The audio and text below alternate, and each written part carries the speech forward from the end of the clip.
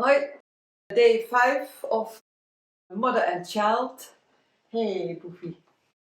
I painted with the old master's painting techniques, but in a modern way.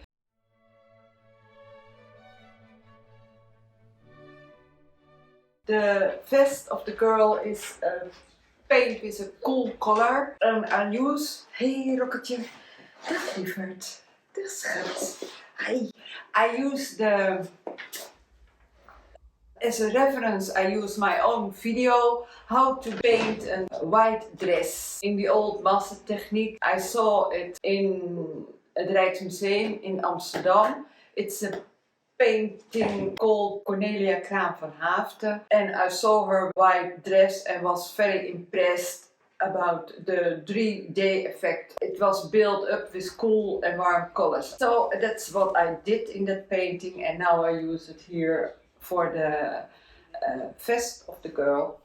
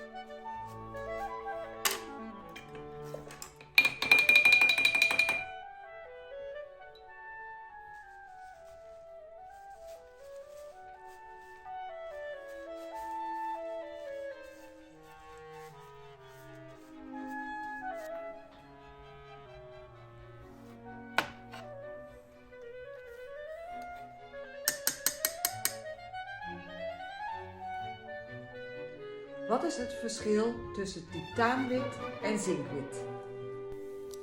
Titaanwit is een dekkende verf. Zinkwit is meer transparant, halfdekkend. Titaanwit is een dekkende verf, dat heeft tot gevolg bij het mengen eet hij de kleur op. Ik gebruik titaanwit vaak bij onderschilderingen zoals de doodverf, ook bij het corrigeren of bij de impasto techniek van Rembrandt of highlights in een schilderij. Zinkwit is meer transparant, halfdekkend, daarom een goede kleurmenger. Omdat zinkwit meer transparant is, gebruik ik zinkwit ook bij de velatura glazeerlagen. Het zijn beide koude kleuren en wanneer je met olieverf schildert, langzaam drogende verven. Belangrijk allemaal om te weten, want bijna de helft van de verf die in de schilderkunst wordt gebruikt is wit. Bij veel merken staan de symbolen op de tubusverf.